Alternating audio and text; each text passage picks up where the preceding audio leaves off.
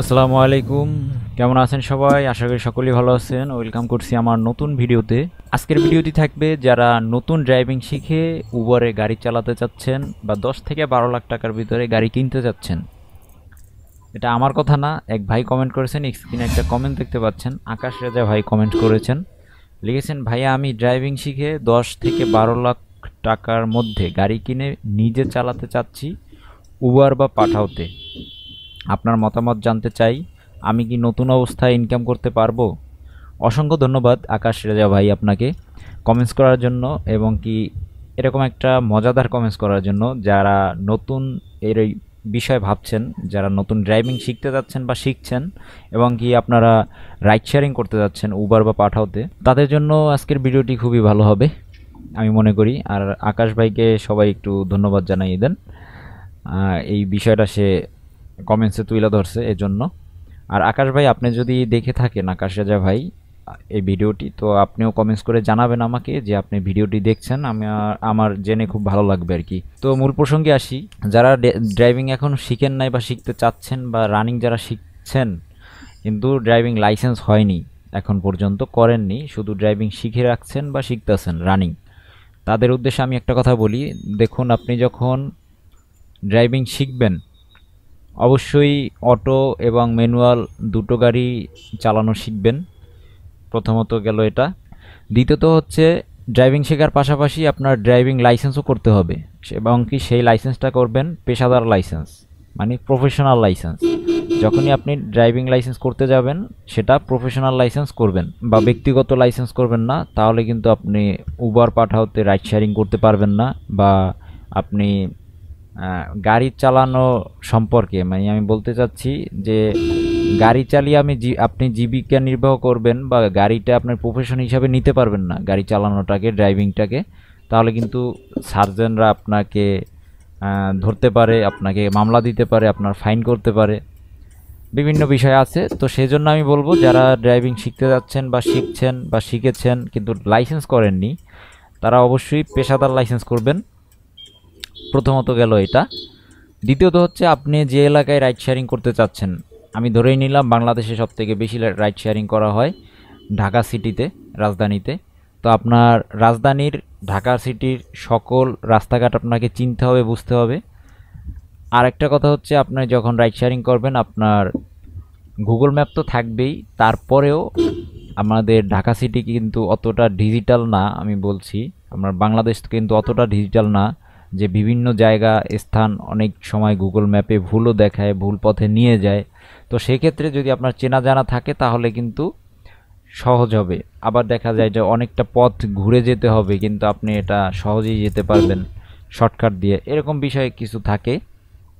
আর শুধু ড্রাইভিং শিখে যে রাইড শেয়ারিং করবেন অ্যাপের মাধ্যমে, হ্যাঁ, এইটা বিষয় না। আপনাকে অফলাইনেও, আমি বলতে চাচ্ছি, রেন্টেকারও আপনার চালানো হতে পারে বা চালানো লাগতে পারে। তো সেক্ষেত্রে কিন্তু আপনার রাস্তাঘাট চেনাটা খুবই জরুরি। তো আমি বলবো, মানে ড্রাইভিং শেখার পাশাপাশি ঢাকা সিটির বাইরের বিভিন্ন রোড সম্পর্কে ধারণা রাখবেন, জায়গা সম্পর্কে ধারণা রাখবেন, এগুলো আপনার খুবই প্রয়োজন। হ্যাঁ, অবশ্যই নতুন যারা গাড়ি চালানো শিখে রাইড শেয়ারিং করতে আসে, তাদের পক্ষে খুবই টিকে থাকাটা কষ্টকর, এবং কি অনেকে টিকতে পারেও না, অনেকে এই ব্যবসা থেকে বের হয়ে যায়, চাকরি বাদে অন্য কিছু জব টপ করে, প্রাইভেট জব টপ। কিন্তু হ্যাঁ, আমি বলি, যারা নতুন ড্রাইভার, ড্রাইভিং জগৎটা জানেন না, বুঝেন না, আপনারা শুধু গাড়ি চালানোটা শিখছেন, আমি তাদের উদ্দেশ্যে বলে রাখি, ড্রাইভিং জগৎটা খুব ধৈর্যের ব্যাপার ভাইয়া। তো যখনই আপনি একটা 10 থেকে 12 লাখ টাকা ইনভেস্ট করে ফেলবেন, তারপর একটা গাড়ি কিনবেন, সেখানে কিন্তু আপনার একটা রিস্ক থাকবে অলরেডি। সেই 10 লাখ 12 লাখ টাকা আপনি যে পুঁজিটা খাটালেন, সেখান থেকে আপনার ফিডব্যাক পেতে হবে। দ্বিতীয় হচ্ছে, আপনি নতুন লোক, ড্রাইভিং সম্পর্কে অতটা মানে শিখছেন কিন্তু রোডঘাট সম্পর্কে জানেন না, বা গাড়ির ব্যবসা সম্পর্কে জানেন না। তো সেক্ষেত্রে আপনার একটু কষ্ট হবে প্রথম প্রথম মানিয়ে নিতে, ইনকাম কম হবে। যখন ইনকাম কম হবে তখন কিন্তু কষ্টটা আরও বেড়ে যাবে। তো সেক্ষেত্রে আপনার মানসিক প্রস্তুতিটা নেওয়া লাগবে, যে আমার শুরুতেই, আপনি যে কোনো বিজনেসেই যান না কেন, যে কোনো ব্যবসায় যান না কেন, শুরুতে কিন্তু আপনার প্রফিট হবে না, শুরুতেই আপনি প্রফিট করতে পারবেন না। আপনার একটা চিন পরিচিত হওয়া লাগবে, আপনার ব্যবসাটা বুঝতে হবে, তারপরে কিন্তু আপনার প্রফিটটা হবে। তো ড্রাইভিং করতে এসেই আপনাদের প্রথমত মূল ফেস করতে হবে আপনাদের ইনকামটা কম হবে এবং কি প্রচুর পরিশ্রম। প্রথম দিকে মনে হবে আমি প্রচুর পরিশ্রম করতেছি, কিন্তু সেই পরিশ্রমের তুলনায় আমি আমার কাঙ্ক্ষিত, আমার আশাকৃত যে আমার ইনকামটা সেটা আমি পাচ্ছি না। তো সেক্ষেত্রে আমি বলবো ধৈর্যহারা হলে হবে না। আপনি যখনই এই টাকাটা ইনভেস্ট করার আগেই আপনার মানসিক প্রস্তুতি নিতে হবে যে আপনি এই টাকাটা আমি ইনভেস্ট করছি এবং এটা লং টার্মের জন্য। আমি শুরুতে ইনকাম পাবো না, কিন্তু ধৈর্য ধরবো এবং কি আমি ভালোভাবে সাধনা করব, অবশ্যই পরবর্তীতে আমি ফিডব্যাক ভালো পাবো। এই মানসিক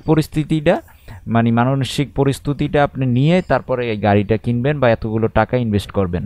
প্রথমত এই, তারপর হচ্ছে আপনার, তারপরে আমি বলি প্রথম আপনার ইনকাম হতে পারে 20,000 টাকা, 30,000 টাকা, এর বেশি যাবে না।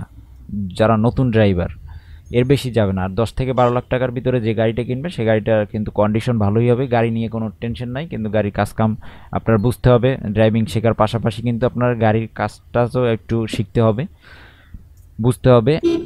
আর আমি বলবো যে যখন পুরান হয়ে যাবেন, রাস্তাঘাট চিনবেন, ব্যবসা বুঝবেন, তখন আপনার ইনশাল্লাহ আমি মনে করি 40 থেকে 50,000 টাকা ইনকাম আপনার হতেই হবে এবং হবে ইনশাল্লাহ। পাশাপাশি আপনি রেন্টেকারও গাড়ি চালাবেন, তাহলে ইনকাম বেশি হবে। পারবেন না এমনটা না, ইনকাম করতে পারবেন, অবশ্যই পারবেন।